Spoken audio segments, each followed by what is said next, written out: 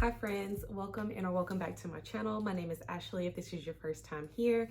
And if you are a returning subscriber, thank you so much for your continued support.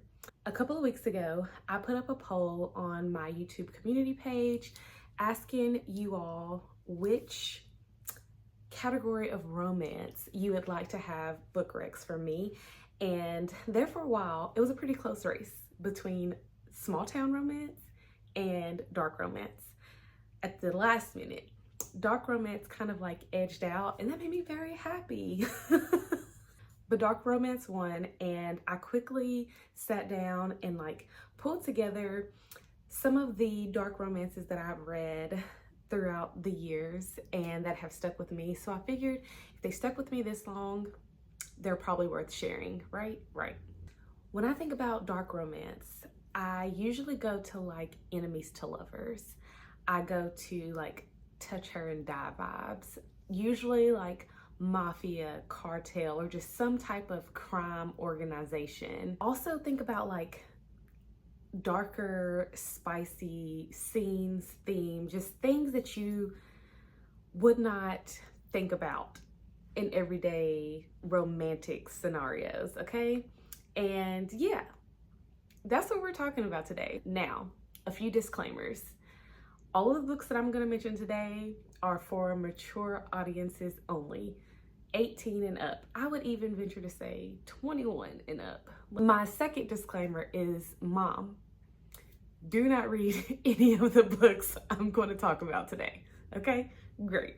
Okay, so the first subset of books that I'm going to talk about are books that I don't own physically, that I read on my Kindle, or I own them on my Kindle. And I don't think any of these are on KU. I don't think they qualify for KU, maybe just the maturity of it. I'm not 1000% sure, don't hold me to that, but let's just hop right in. So the first series is by Mila Fanelli, and it is the King of Italy series. I believe there are 5 or 6 of those books that are currently out right now. And I love them. So the first 2 books follows the same couple. The premise of that book is that Francesca basically has to pay a debt for her father, who is tied to the Italian mafia. And basically to pay the debt in the feud, she has to marry this mafia king's son. And things go awry, and Francesca ends up having to marry the mafia king. Let me just tell you something, those books are so good. So the series follows the 3 sisters, Francesca and her twin sisters. The first 2 books follows Francesca. The 3rd book follows Gianna, one of the twin sisters. The 4th book follows Fausto's son, who Francesca was supposed to marry in the 1st book. And then the 5th book follows the other twin, and I am losing her name. I can't remember what her name was, but it follows her. And then there's another book that came out, which is shorter, that just follows a side character that you meet along the way. Even though they're interconnected standalones, read them in order for sure. Don't read these out of order. But you meet the full cast of characters and you see how the world intertwines, and it's just a good time, okay? I loved it. I had a good time. The next dark romance series that I would recommend is the Never After series by Emily McIntyre. I have read all of them except the last one that came out, and I know she is due to release another one this year. But basically this follows Disney villains, and I don't want to say Disney villains because we have been proven wrong with that theory. So it does follow certain Disney stories, but whereas my favorite book, which is book 2, is Scarred, and I thought it followed The Lion King, but it actually follows Hamlet, and Emily McIntyre said that. Did not correlate at all. But the first book, Hooked, follows Peter Pan. The 3rd book is a Wizard of Oz retelling. The 4th book is an Aladdin retelling. So I would say loosely follows Disney, but it gives the villains the happily ever after. It's not a hero situation. It is all about the villains. And these books are dark. I mentioned before that Scarred is my favorite. It is my favorite to this day. I know people love Hooked. I didn't really see it. I enjoyed the book, but Tristan from book 2 in Scarred captured my soul, heart. It was so good. What I can say about this series is that they are not connected. Each one is their own story, so you can read them in and out of order. I would still read them in order just because that's who I am as a person. But if you wanted to go out of order and read one just to see if you like it, I would definitely advise Scarred because it's chef's kiss. Like, what I like about Scarred is that both the female main character and the male main character are just unhinged chaos. Perfect. Okay, so the next series that I am going to talk about is an 8-book series, and I think I have not read the very last one. And I haven't because I read this series a very long time ago, and I keep saying that I'm gonna go back and reread them. Larry Reads here on YouTube has a whole like vlog or 2 of her reading Cora Riley's entire catalog. But the series is the Bound series. The Bound series follows, again, like a family of 4 siblings, 3 sisters and 1 brother. We do see that. And then you do see like some side characters that are introduced here or there.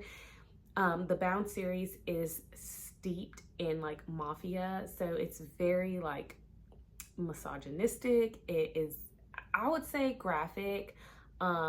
There's certain tropes that I know people don't like that's featured like in this series. And I would hope that trigger warnings are available. Like I said, it's been quite some time since I have read this. I've actually read this before starting my Bookstagram, like years before starting my Bookstagram. But I thought it was a good mafia series. And it's one that, like, if you want to know if you would like mafia, I think this is a good like jumping point. And the fact that it's all in the same world, like you can just move with each piece. I do think that this is a series that needs to be read in order. And I only say that because I know like book 1, 3, 4, and I believe 5 like intertwine. I'm not 1,000% sure on that, so don't hold me to it. But I don't know which books in the series don't follow like the main siblings because it's like kind of mixed in, but read the series in order. That's all. But I did enjoy this series. It was I want to say that was my like real introduction to like mafia romance, but it was good. I don't remember my star ratings, but I had a good time reading it when I did. Maybe I need to revisit this series sooner than I thought. Maybe, we'll see. So the next series that I'm going to talk about is another 8-book series, and the other is a 3-book series. So the 3-book series is called The Skull King by Penelope Sky, and I wish I would have read these first. So I ended up reading the Betrothed series first, but again, I wish I would have read The Skull King first, because in The Skull King, you get introduced to one of the main characters in the Betrothed series, twin brother. And I felt like that would have been a good place to start, but you could do it either way. The Skull King, 3 books, very good. It is a crime organization. It doesn't say mafia or cartel, I don't believe, but it is like crime underground organization. And it's very spicy and very good. Definitely would recommend that. But the Betrothed series, I think it's actually 9 books and not 8, because it follows 2 best friends who get a palm reading or like card reading by a gypsy, and just they kind of watch their life unfold basically. But like one guy gets like 3 books, his best friend gets 3 books, and then his best friend's sister gets 3 books. Now, stay with me. I'm hoping this is making sense, because the 3 books that the best friend's sister gets, top tier, lives rent free in my head. And I can tell you it has been years since I have read those books, but the best friend's sister's books, like I said, they are the last 3. You have to read the series in order, but it's worth it to get to that. Just trust me, read these books. It's worth it, I promise. I ate them up. I got through them so quickly, and I think that they are, again, this is another like good starting point for like dark romance with like crime organization that's not really mafia or cartel, but it has the darker vibes, themes. Yes. Okay, and so the last set of books that I'm going to talk about that I read on my Kindle, this was probably like the first dark romance book that I can remember reading. And I have read these multiple times, but so the first 4 are Wrong, Wrath, Wire, and War, and they are by L.P. Lavelle and Stevie J. Cole. And so like if you look these up on KU right now, I think the first 2 appear like in a series together, which makes sense. And then the second 2 books appears in a separate series together, but they all follow the same like couple relationship. I think like the first 2 books are in a certain setting, and then the next 2 books are in a different setting. And this book was really fun. There's kidnapping involved that gets these 2 together, but disregard the kidnapping, okay? Just, we're in dark romance, so you just kind of have to throw the feminist and sense and self-preservation away while you're reading and just enjoy the vibes. But so those are the first 4 of like the main series, but then these authors give us a spinoff of the villains. And those books are Bad and Dirty. That's just what they're called. Bad is good, but dirty. And okay, so those 2 books are giving me the same vibes as like Scarred. Both the female main character and the main male character, who are both villains, are just unhinged, chaotic mess. Like, it is the perfect explosion, basically, of 2 people. And the fact that you get to see them together is just mind-boggling. But that whole series, I would definitely say read in order, because the story builds, and then that spinoff series is obviously a connection to the main books. But it was so good. I just keep saying it was so good, because it is. Some of these books, it's been a while since I've read them, but the fact that they have like sat with me, made an impression, made me want to go back and read them, I feel like says a lot. Now we are going to get into the physical books that I've owned, and I'm gonna go from like medium dark. I don't want to say like gray. I'll go from like gray to like dark. Okay, so just bear with me. So the first book that I would say is like on the darker side, but a little bit lighter, a nice little introductory book would be Neon Gods. And yes, I would classify this as darker romance. This is book 1 in the Dark Olympus series by Katee Roberts. It follows Hades and Persephone, and yeah, a good time. Book 2 so far is my favorite, but I really did enjoy this. I enjoyed seeing like this other side of Hades that he doesn't show to everybody else, and just like him and Persephone falling for each other. Now I'm wanting to reread this book. But yes, I did have a very good time with Neon Gods. So the next book, I read this last year, and I recently got the book out of Polycon, and that is Pen Pile by J.T. Geisinger. This, I would say, we have left gray and we are in dark. We have darker, spicier themes. I would actually call this a dark thriller romance. And I've never read anything else like it, but that's what this is. It has a nice little surprise twist at the end. It keeps you on your toes throughout the whole book. The spice, I'm just telling you right now, we're looking at like 5 chili peppers, in my opinion, in my humble opinion, 5 chili peppers. But I had a great time, a great enough time that when I was gifted this book at a Polycon, I screamed, because to own it, I cannot wait to read it again. It was such a quick read. When I read it on my Kindle, I like flew through it. So good. But I can't say too much because I don't want to give away. I don't want to give away. Go in blind. Don't even read the synopsis of this, okay?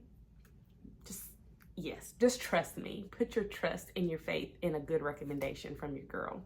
So the next series that I'm going to mention, I read on KU. Again, I read this on the Libby app. I was listening to it, audio version. Again, I have not read the last book in this series because I did pick up the bind up at a Polycon, and I do plan to just reread the whole series together because they're super short. Like, this is 4 books in one, super freaking short. This is the Vicious Lost Boys series, and it's a Peter Pan retelling. I do know that she just released or is about to release either a spin-off series or another book that is in the same world but following Captain Hook. A why choose situation going on in here. The numbers are numbering, and very dark, kind of brutal and gruesome at times. Very interesting to read. I would say though, maybe I have these like in different order. I would say Pen Pile is a bit darker than this, but I mean, this is dark. It's a little gruesome, I think, at times. But I enjoyed the first 3 books that I listened to. I have a couple of vlogs where I talk about my listening experience. So I'm very curious to see like if that changes once I like pick up the physical book and read them. But I did have a good time. For somebody who has never watched Peter Pan, I enjoy the Peter Pan retellings, especially when they're on the spicier side. The next 2 books that I'm going to talk about is by Sophie Lark, and it is There Are No Saints and There Is No Devil. And this was my first Sophie Lark duet. I initially read them on KU, and then I was gifted the books. I enjoyed this series. I would not say that this series is for everybody. It is definitely dark. We're following a serial unaliver, and how these 2 come together, me personally, would not have happened for me that way, but more power to them. Now, what I can say is like book 1, if we're going off of star ratings, this is a 5 stars, 4.5. We're up there. This is like a 3. I kind of wish that she just would have kept them as 1 and did not split them up as 2. I'm glad that they were out so that I could read them just like back to back, but I feel like it would have had more of an impact if it would have all been in the same story and not divided up as 2 books, because I feel like who the characters were in this book kind of got lost in this one.